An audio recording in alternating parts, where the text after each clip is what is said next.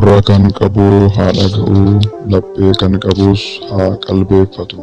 Kun waamicha qalbii jijjiirradhaa abbootii qulqullootaa gammoojjiiti. Bor guyyaan rakkinaa cimaan waan jiruuf har'a daftanii qalbii jijjiirrattanii qophaa'uu qabdu.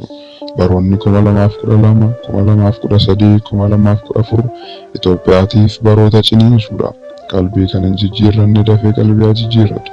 Kan qalbii jijjiirrate immoo torban torbaniin abbaa qalbii jijjiirrannaa isaa ofaa sakattaasisu. Sana fuudhaan boriin qalbii jijjiirradha warri jettanii ofirra teessan bor abbootii argachuu dhiisuu waan dandeessaniif akkasitti hin barfanne dhiigaaf foon waaqayyoo fudhadhaa. Namoota qalbii jijjiirratan qofatu dukkanicha keessa darba. Osoo mootichi hin dhufin dura jalloonni hundinuu qajeeluu qabu. Tulluun gadi jechuu qaba. Boolli guutuu qaba. Akka lakkoofsa Itoophiyaatti hanga xumura bara 2014tti rakkinichi akkasumatti itti fufa. Barichi bara rakkoodha. Erga rakkinni Itoophiyaa xumuramee booda rakkinni addunyaa inni lammaffaan ni jalqaba. Ariitiidhaan qalbii jijjiirrachuun qannoonaa isiniif kenname raawwadhaa. Lammiiwwan guyyaa guyyaatti ni qalamu. Hoogganaan ni baay'ata. Ajajaa malee ajajamaan hin jiraatu. Hunduu hoogganaa, hunduu ajajaa ni ta'a. Mirgii fi seerri bakka isaanii lakkisanii ni baqatu. Ni barbadooftis. Kan qabuuf kan qabamu ni bada. Namni iyyata dhaggeeffatu hin jiru. Wattaaddarri bitaa itti gala. Lammiiwwan filannoo dhabu. Diinota biyya keessaa fi biyya alaaf qaawwi ni bal'ataaf. Itoophiyaan kallattii arfaniinuu ni booji'amti. Nagaa kabachiisuuf sababa jedhuun biyyoonni musliimota 7 kan biyyoota gurguddoo lamaan hoogganaman lafa Itoophiyaa irratti ibidda roobsu.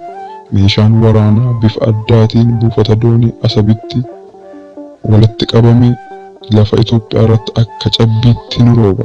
Ortodoksonni bakka jiranitti bakka argamanitti akka hoolaa qalamu. Lafti Itoophiyaa dhiigaan dhiqamti. Qalbii jijjiirradhaa, qalbii jijjiirradhaa, qalbii jijjiirradhaa.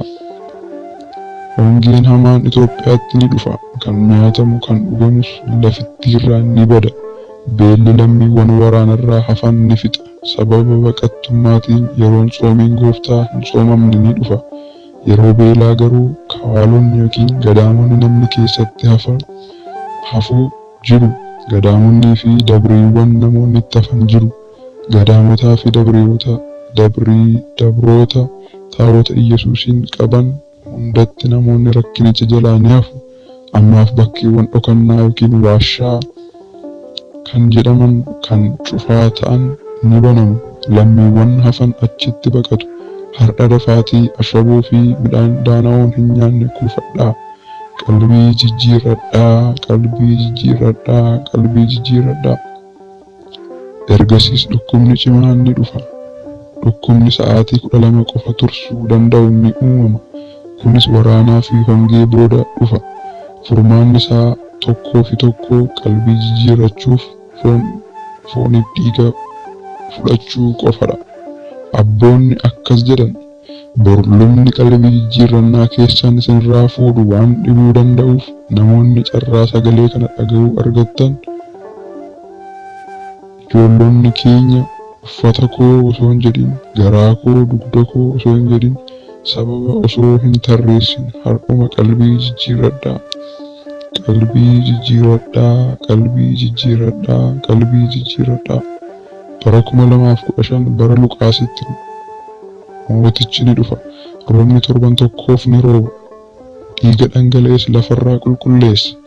Lafti ni eebbifamti. Namoonni hafan walii isaanii wal jaallatu.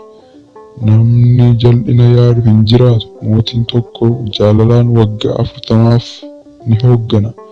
Namoonni guutummaa Itoophiyaa keessa jiraatan hundi keessan kunoo dursamee wanti abbootii keenyaan dubbatame raawwatamuun dirqama waan ta'eef laphee kan qabu haa qalbeeffatu. Yeroo sanatti hin dhageenye hin argine akka hin jenne. Kunoo rakkinicha dursee ergaan kun akka sammuuf ta'utti xiqqaatee akka laphee bitutti uummata kiristaanaa maraaf dabarsameera. Kadhannaadhaan kan kadhannuuf kan isa waammannu hunda keenya nagaadhaan hafuuraan nu haa eegu, jaalalas nuuf haa kennu. Ija laphee keenyaas nuuf haa ibsu. Fedha isaa ta'ee kadhannaa keenya akka fudhatuuf dhiyaannee Waaqayyoon haa kadhannu. Beeknee qabeenya isaatiin akka guddannuuf, maqaa isaattis akka of jajnuuf, bu'uura raajotaa fi duuka bu'ootaa irratti akka guddannuuf, egaa hafuura qulqulluudhaan haa kaanu. Dhiyaannee Waaqayyo Gooftaa keenya haa kadhannu. Jaallatee kadhannaa keenya akka fudhatuuf. Ameen. Qalbii jijjiirradhaa, qalbii jijjiirradhaa, qalbii jijjiirradhaa. Qulqulluu Abbaa Zawangeel Fikkaara Yesuus, mul'ata Baarok, mul'ata Abbootaa. Waaqayyo gurra dhaga'uu fi laphee qalbeeffatu nuuf haa laatu. Amaariffaarraa gara afaan Oromootti kan hiikame.